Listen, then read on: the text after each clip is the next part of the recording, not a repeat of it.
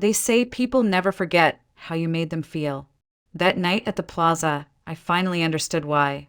It was our 10th anniversary, and the ballroom glowed with golden chandeliers and mirrored walls that reflected the perfection I had spent a decade curating. The name cards were embossed with gold leaf. The champagne was Dom Perignon. The string quartet played Clair de Lune. I wore the same perfume I did on our wedding day. And Daniel wore the same smug smile he always did when all eyes were on him. 80 guests, all from the city's highest circles, turned their chairs as my husband, my perfect husband, raised his glass and tapped it gently.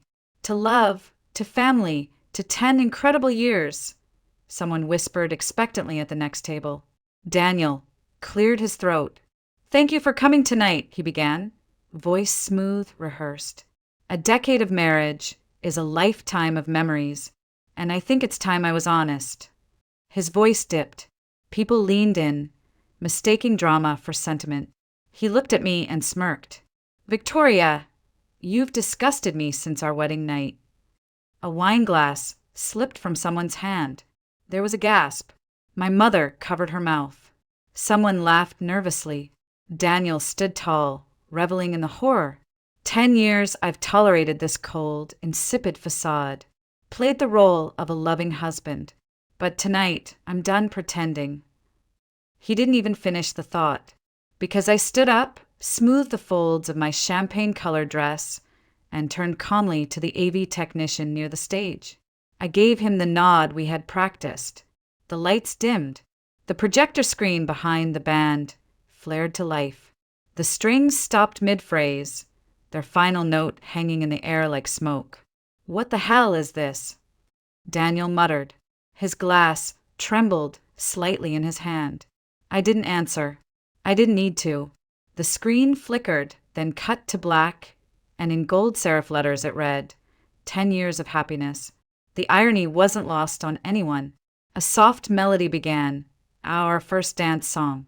The opening frame showed me in my wedding dress, twirling in slow motion, smiling at a man I thought I loved. And Daniel, staring back, his expression unreadable. The room hushed. I could feel the tension folding in on itself. There were whispers behind me. Is this their wedding video? Is this part of the program? My hands were still at my sides, my jaw steady. I stared at the screen like it wasn't my life playing out in front of 100 frozen stares. Daniel's face turned pale. Victoria, what is this? He asked again, louder this time. I didn't look at him.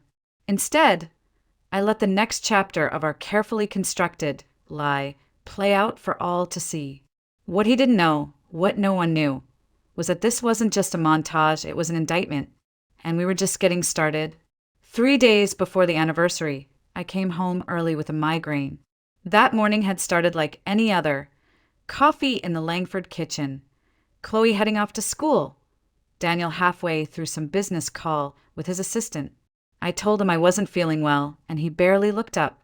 Go rest, he mumbled, scrolling through his phone. I returned around noon. The penthouse was unusually quiet, like it was holding its breath. I headed straight to the bedroom, kicked off my heels, and was just about to crawl into bed when I noticed it. Daniel's phone, sitting on the nightstand. Unlocked. Alone. And utterly unlike him. Daniel never left his phone unattended. He carried it like it was fused to his body. I stared at it for a few seconds too long. Then I picked it up. The screen lit up instantly. A new message preview blinked across the top. Can't wait to try on the new set. You said red was your favorite. The sender's name read, Kitten. My throat closed. I hesitated, and then, with hands that had steadied 1,000 charity galas and boardroom speeches, I unlocked it. Chloe's birthday. Daniel never bothered to change his passcode. The text thread opened into a minefield of betrayal. Photos, messages, voice notes, all of them from Ashley Monroe, his 28-year-old executive assistant. I hate pretending you're just my boss, she wrote. I hate seeing you go home to her. Just 3 more days, Daniel replied in one message. Let her have her anniversary. The second it's over, I'm done playing house. Another message followed. Don't worry about the prenup. My attorney says if I wait until after the anniversary, I can walk away with half. Half. My name. My home. My child's future. I sank onto the edge of the bed, the phone clutched in my hand like it was burning through my skin. The photographs. Daniel and Ashley at the Four Seasons. In his office after hours. One of them in what I recognized as my robe. I didn't cry, not then. I just felt something inside me shift, like a door slamming shut in a house I didn't realize was haunted. The next morning, I met someone for coffee. Not a friend, not a lawyer, a man named Miles Grayson, a former federal investigator turned private detective. We'd met once before, years ago, when he helped my father expose a corporate embezzlement ring. I told him everything, quietly, methodically, like I was reciting someone else's life.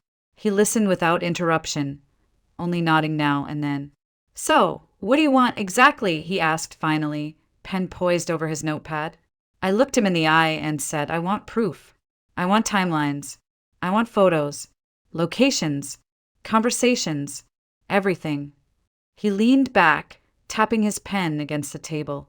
That'll cost you, he said. Money's not a problem, I replied.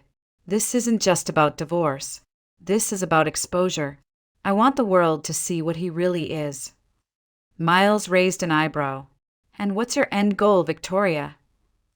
I stirred my coffee once, twice, and smiled for the first time in 2 days. A celebration he'll never forget. It only took Miles 3 days. 3 days to pull apart the illusion I had spent a decade believing in.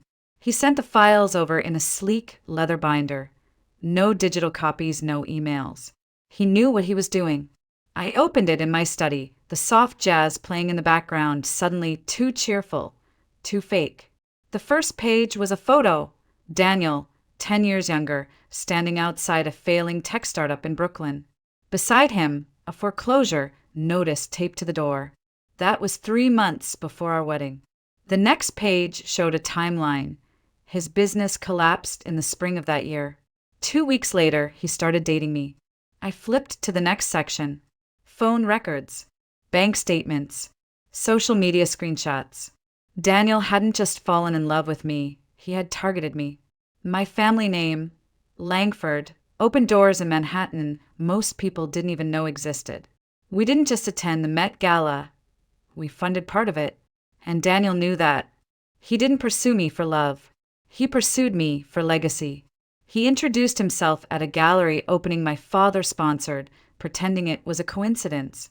He researched my interests, mimicked my values, inserted himself into every space I occupied. Every move was calculated. By the time he proposed, the Langford board was already considering him for a junior position. He played the long game, and I had been the grand prize. One page in the file showed a note Daniel had written to his former college roommate. Marrying Victoria isn't just a win, it's security. Once her father steps down, I'll be in a position to steer the company. She's too soft to notice. I stared at that sentence until the letters blurred. She's too soft to notice. He'd been wrong about a lot of things, but that was his biggest mistake. I closed the binder slowly, my hands cold. It wasn't just betrayal. It was invasion. He had studied me like a blueprint, designed a role, played it flawlessly, but now the script was mine to write.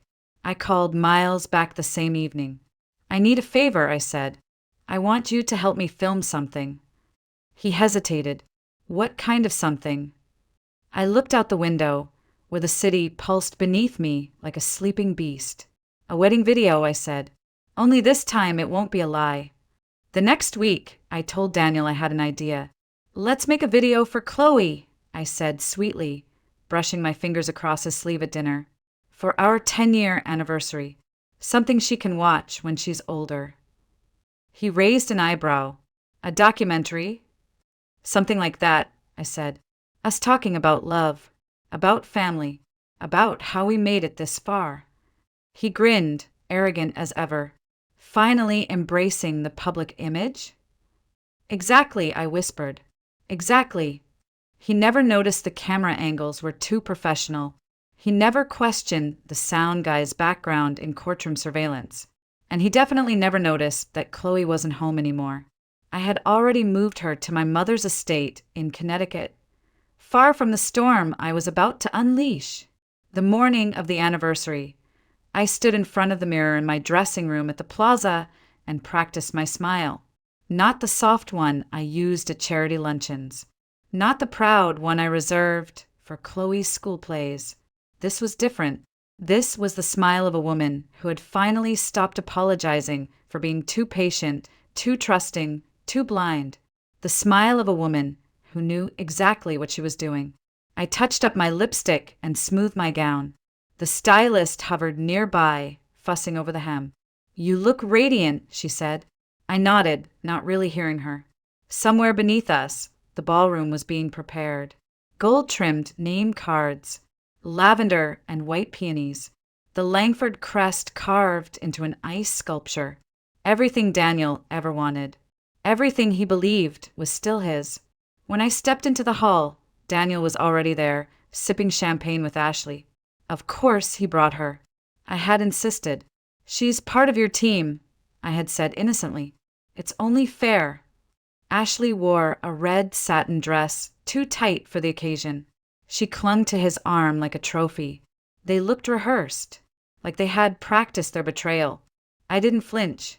I greeted them like a hostess should. "You made it," I said warmly. Ashley blinked.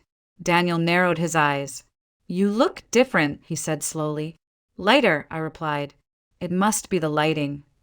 We made our way to the head table. My parents sat nearby, my mother giving me a searching look. She had noticed the shift. She didn't know everything, but she knew enough to stay quiet. Chloe wasn't there, of course. I had told everyone she was spending the night at her grandparents'. I didn't want her to see what was coming. Not yet. The pianist began to play, and Daniel stood up for his toast, the same one he always delivered, just polished for the occasion. Except this time he couldn't finish it, because the lights dimmed, the projector flared to life, and the video began. Not the sweet montage he expected, but the first crack in the porcelain mask he wore. The guests turned in their chairs. Daniel froze mid-sentence. On screen, he appeared 10 years younger, sitting in a cheap suit, laughing into the camera. "Of course I married her," he said. "You think I'd pass up a Langford?" Laughter. Clinking glasses. A younger Daniel continued. "Her dad's practically a god in Manhattan.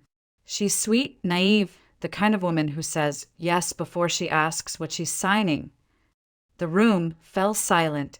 Someone gasped. Someone else dropped a fork. Daniel's face twisted.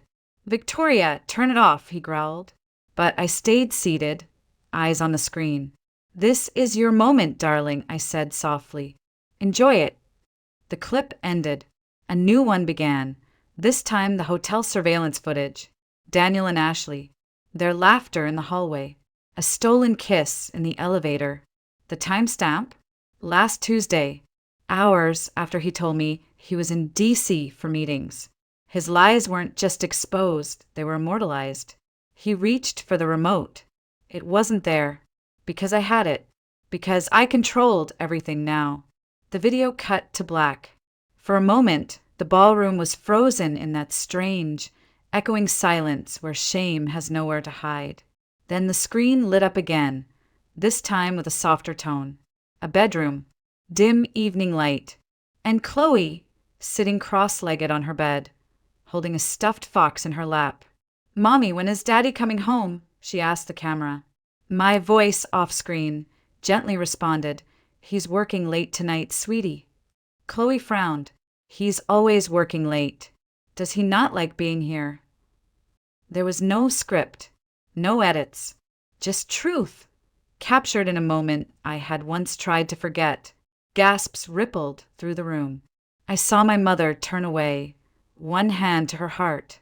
Daniel stared in horror, trapped in his own unraveling. And then the sound of Chloe crying. soft at first, then breaking into a trembling sob as she whispered, "Did I do something wrong?" The video paused on that frame. Her tear-streaked face. The room was silent except for someone sniffling near the back. Maybe it was Ashley. Maybe it was me. I couldn't tell anymore. Daniel pushed his chair back, chest heaving. "This is disgusting," he barked. "You're using our daughter." "Don't," I said, standing now, voice calm but cutting. "Don't you dare say her name like she's just a prop in your story. She's the only reason I waited this long." He tried to speak, but I raised my hand and the final clip began playing. It was Daniel again, this time in an upscale office, whispering into a phone. "No, she won't see it coming," he said. "Once the paperwork is filed, I'll freeze the accounts. She's too busy playing mommy to notice." I didn't need to narrate anymore. The video was telling the story for me. I walked slowly to the center of the ballroom, stopping just beside him. "You said you married me for legacy," I said.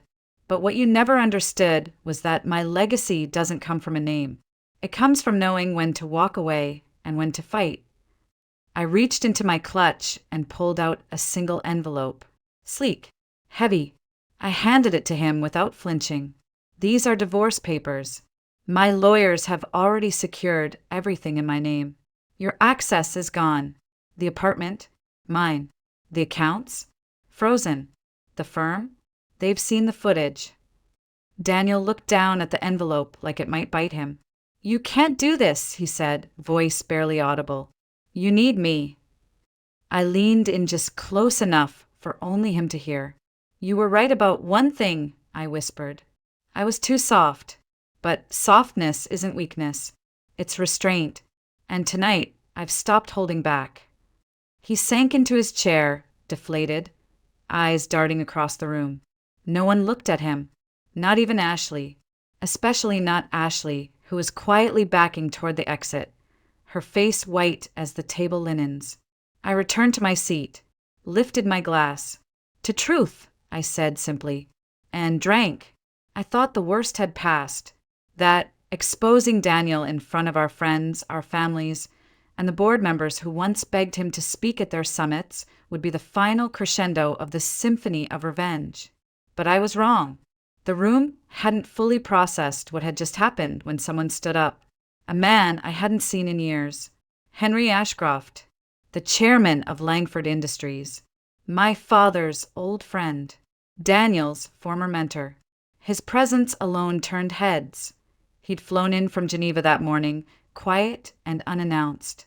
But it was what he held in his hand that made me freeze. A small leather folio. Langford blue. Gold seal. He cleared his throat. "I wasn't planning to speak tonight," he began, voice steady but sharp. "But seeing that we've all just watched the truth unfold, perhaps it's time we finish what Victoria started." Daniel stiffened. Henry looked right at him. "You didn't just lie to your wife, Daniel. You lied to us, to the company. You signed conflict of interest disclosures, swore up and down that your relationship with Ashley Monroe was professional." He opened the folio. We found a paper trail. Her promotion, her bonus structure, the last-minute transfer of restricted shares. Daniel stood. "You can't accuse me of—" "Sit," Henry snapped, his voice carrying through the room like a gavel. "You're not just being accused. You're being removed." There was a murmur of voices, nervous, shocked. Henry turned to me. "Victoria, your father always said you were the only Langford with both heart and spine. It's time we let you prove it." He placed the folio in front of me. "These are executive control documents. Your name is on them now." My hands didn't tremble. Not this time. I opened the folder and signed. A single, fluid signature. It felt like reclaiming a part of myself I hadn't realized I'd lost. Daniel was still frozen beside a seat. I looked at him and said, "Only, we're done here." But the night wasn't finished with him, because just as the guests began to stir, preparing to leave the wreckage behind, a uniformed officer stepped through the side entrance. Another followed, then two more. The guests parted like water. Daniel Langford, One officer said, "We need you to come with us." Daniel laughed, sharp, bitter. For what? A bad marriage. The officer didn't flinch. Fraud. Insider trading. Misuse of company funds. A second later, they cuffed him right there, in front of everyone he had once manipulated, charmed, and fooled. Ashley gasped. Wait, what? No, this isn't. But no one was listening. Not to her. Not to him. The ballroom emptied slowly, some people whispering, others just walking out in silence. The string quartet never resumed. The ice sculpture began to melt. The celebration had ended, but something else had begun. I stood quietly at the center of it all, feeling the weight of every step that had brought me here. And then I turned and walked away. In the days that followed, the silence I expected never came. Weeks passed, but the storm only evolved. I thought the next morning would feel like silence, like a calm after the storm. But instead, it was louder than the gala had ever been. My phone buzzed nonstop. News alerts, missed calls, board members, reporters, even distant cousins who'd never invited me to their weddings. Every headline screamed the same thing in different fonts. Langford heir exposes husband in public meltdown. Insider scandal at Langford Industries. Betrayal in the ballroom. By noon, I had a migraine that no pill could touch. I stood at the kitchen counter of my parents' townhouse in Connecticut, stirring tea I wouldn't drink, while Chloe played upstairs with my mother. She didn't know the full story yet, just that Mommy and Daddy were going to be living in different houses, and that she'd be staying with Grandma for a while. When she asked why, I'd simply said, "Because I want you to be somewhere peaceful." She nodded, then asked if her stuffed fox could come too. That was the part that broke me. Not the headlines, not the photos, not even the footage replaying on morning television. It was her innocence still intact. Around 3, I finally turned on the TV. There it was, Daniel's arrest. Again and again, spliced between clips of me toasting to truth and that grainy hotel surveillance footage of him and Ashley. His lawyer had released a statement, some feeble defense about doctored videos and personal vendettas. It didn't matter. The footage was too real. The damage was too deep. The court of public opinion had already made its ruling. I wasn't sure if I felt satisfaction or something colder, something like release. A knock on the front door startled me. I opened it to find Miles Grayson, in his usual dark coat, holding a plain manila envelope. "Told you I deliver," he said. I smiled, stepped aside, and let him in. He placed the envelope on the coffee table. "Final report," he said. "Financial breakdowns, travel logs, some offshore accounts that aren't exactly legal." I sat across from him, arms folded. "Will that help the SEC?" "They've already opened a case file," he said. "You might get your day in court. Or 10. I looked out the window, where the trees had begun to shed their gold and crimson leaves. Autumn had always been my father's favorite season. "You ever get tired of seeing people unravel?" I asked. Miles chuckled softly. "Not really, but I do like seeing someone hold the thread for once." He stood ready to leave. "One more thing," he added. "I found something odd. You should look through the reports. Last section. Page 42. Then he was gone. No explanation. Just that cryptic note. I waited until Chloe was asleep. Waited until the house was quiet. Then I opened the envelope. Flipped past the names, the numbers, the photos, until I found it, page 42. And that's when I saw it, a scanned copy of a letter, dated 2 years before our wedding, written by Daniel, addressed to someone named Lillian Carter. The subject line, premarital agreement strategy. My blood ran cold. I stared at the letter long after the words stopped making sense. Lillian Carter. The name wasn't unfamiliar. In fact, it was painfully familiar. She'd been part of my world once, distant but always present. She worked in my father's legal division, a sharp, poised woman who never stayed long at company events, but always seemed to know everything before anyone else. She had a quiet power about her, the kind that could hide knives behind smiles. When Daniel and I were newly engaged, she handled our prenup. I barely paid attention back then, too busy choosing flowers, table linens, and imagining a perfect life. But the letter Miles had found wasn't professional. It was personal, intimate. It opened with "Dearest Lily" and closed with "Yours, always D." In it, Daniel laid out a plan, cold, clinical, strategic. He detailed how marrying into the Langford name would secure access to internal investments, how he would keep Victoria satisfied long enough to gain power of signature. He even referenced our future child. One heir will seal the bond. After that, we'll see. I dropped the paper. My hands were shaking. I hadn't just been betrayed by a husband. I'd been used by an entire arrangement. Lillian had helped him.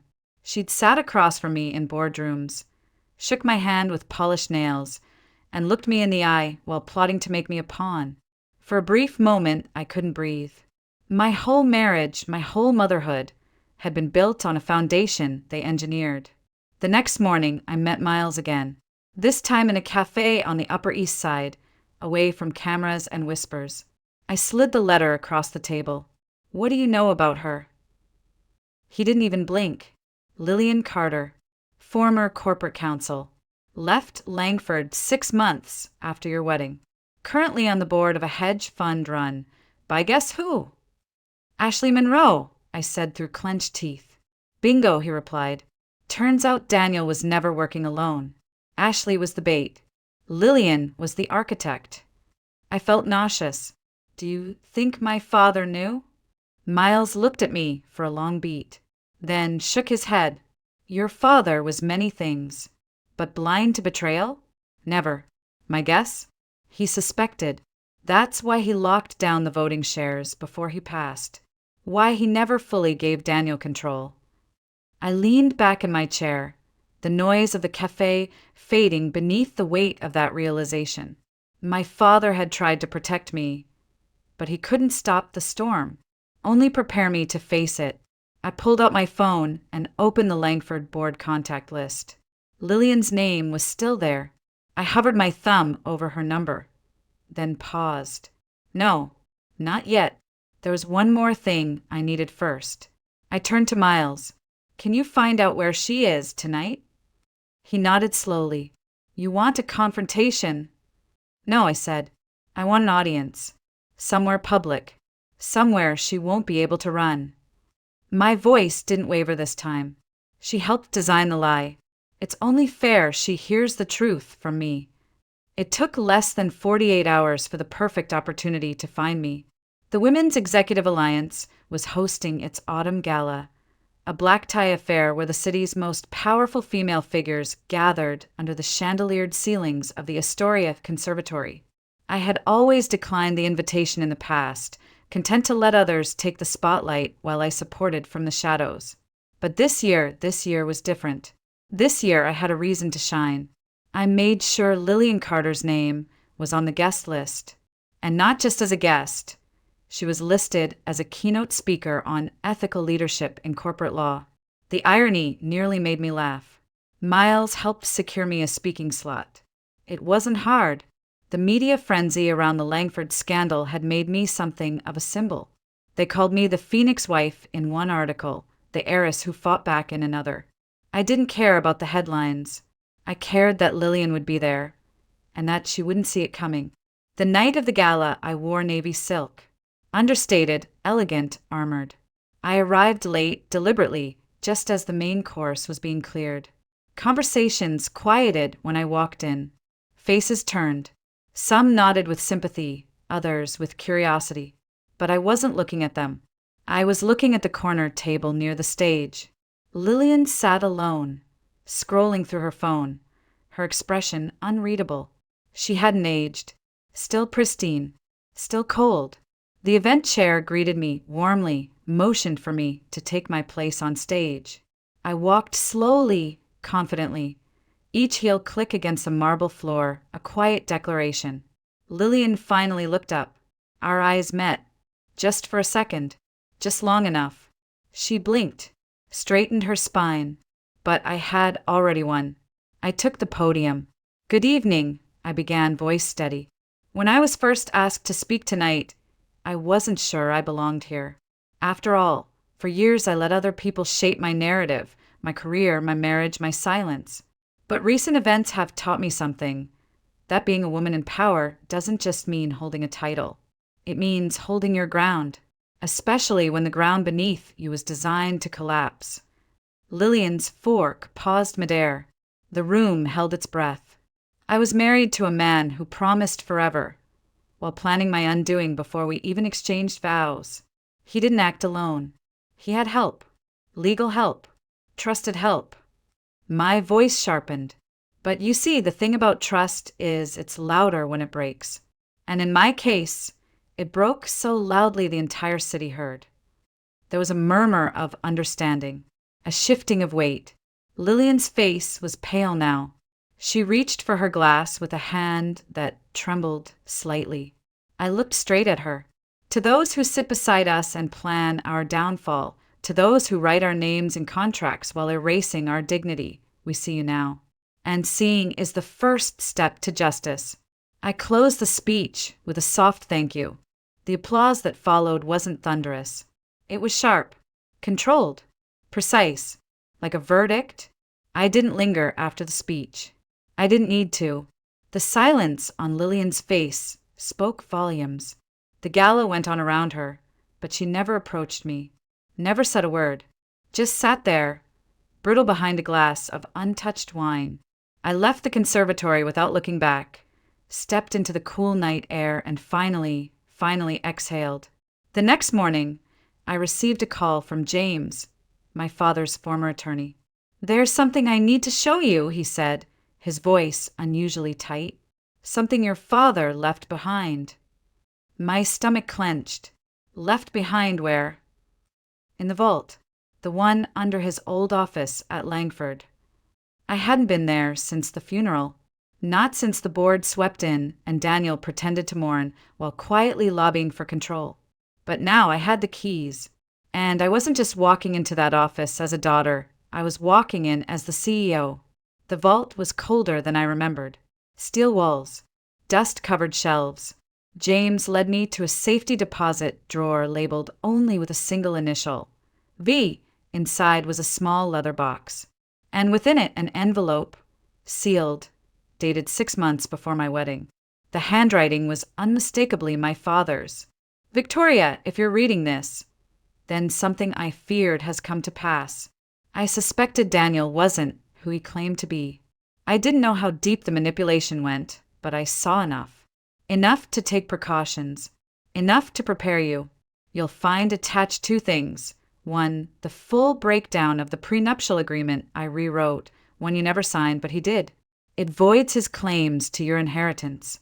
And 2, the name of the person who helped me uncover his plans. I paused, heart pounding. Inside the envelope was a document, folded with surgical precision. The prenup, ironclad, clear as day, and stapled to the back, a business card. Miles Grayson, Private Investigations. I laughed, out loud, alone in that vault. "You old fox," I whispered. "You knew." It hadn't been coincidence that Miles found his way to me. My father had sent him, years ago, had left behind a trail of protection disguised as distance. I blinked back tears. All this time, I thought I'd been walking into the fire alone. But my father had already laid the escape route in stone. As I drove home, I thought of Chloe, of the woman I was becoming for her, of the legacy I wanted her to inherit, not money, not property, but the unshakable belief that dignity was worth fighting for, and that silence wasn't the same as strength. It was time to close the circle. I sat down at my desk that evening and began to write. Not a legal document, not a press statement, a letter. One my daughter would read someday. One that would begin simply, "Chloe, here's what your father did. And here's how we rose from it." The weeks that followed were anything but peaceful. The media storm didn't calm, it evolved. Daniel's face was everywhere, now framed in courtroom sketches and news tickers that read, "Former CFO indicted." Ashley vanished from the public eye. Rumors swirled of her resignation, of a plea deal, of panic. Lillian quietly stepped down from every board she held a seat on, citing personal reasons. I never heard from her again. I didn't need to. Some endings don't require confrontation, just exposure. But closure, true closure, isn't the absence of noise. It's what you hear when the noise fades. Eventually, I found us a new place downtown, a quiet apartment with wide windows and no ghosts. For me, it was the sound of Chloe's laughter echoing through our new apartment. It was the silence between emails from the board. Not tension, but trust. It was the first time I stood in the Langford executive office, looked out the windows my father once did, and didn't feel like an imposter. One rainy afternoon, Miles dropped by unannounced, holding a white envelope. "Last piece of the puzzle," he said. "It's from a source inside the DA's office. They wanted you to have it." Inside was a copy of Daniel's plea statement, not for public release. Just one line stood out. I thought I could outsmart her. I never thought she'd fight back. I folded it, slid it into the back of my journal. That's all it was now. A footnote in the story of a man who underestimated the wrong woman. There would be court hearings, depositions, years of cleanup. But emotionally, spiritually, I was already done. I spent a Saturday morning helping Chloe paint a mural on the wall of her bedroom. Foxes and forests and stars. She asked if she could invite Grandma to see it. Of course, I said. My mother had grown quieter lately. Less critical. More present. Maybe she saw now what she hadn't seen then. Or maybe losing the illusion of Daniel had finally opened her eyes. Either way, the past didn't hold as much weight as it once did. A few days later, I returned to the conservatory, not for revenge, not for spectacle, but for a small charity dinner. One of the organizers leaned in and whispered, "They're still talking about that speech you gave, the one where you didn't name names, but everyone felt it anyway." I smiled politely. "That wasn't a speech," I said. "That was a beginning." And it was the beginning of a life not defined by betrayal, but by reclamation. Of a woman not broken by deception, but sharpened by it. Of a daughter who finally understood the depth of her father's love. And a mother who would teach her own child what legacy truly meant. As I walked home that night under a quiet sky, the city lights reflecting in puddles at my feet, I realized something. Justice isn't always loud. But healing? Healing is thunderous. It ripples through generations. And sometimes the sweetest revenge is simply this. You get to live free, while they drown in the ruins they built for you. If there's one thing I've learned from all of this, it's that betrayal doesn't define you. Your response to it does. I used to think strength meant staying silent, enduring, not making waves. But now I know real strength is speaking up, walking away, and rebuilding on your own terms. Sometimes the people closest to us will weaponize our kindness. They'll test the limits of our love, confuse loyalty with submission, and assume we'll always choose peace over truth. But we don't owe anyone our silence, especially not those who tried to erase us. To anyone listening who's been lied to, underestimated, or made to feel small, you're not alone. You are not weak for believing the best in people, but you are powerful for choosing yourself when they stop deserving your trust. Revenge doesn't always come with shouting or spectacle. Sometimes it looks like peace, like dignity, like success that no one can steal, and the quiet confidence of knowing you survived and came out stronger. Because the best revenge isn't destruction. It's becoming everything they said you'd never be and doing it without them.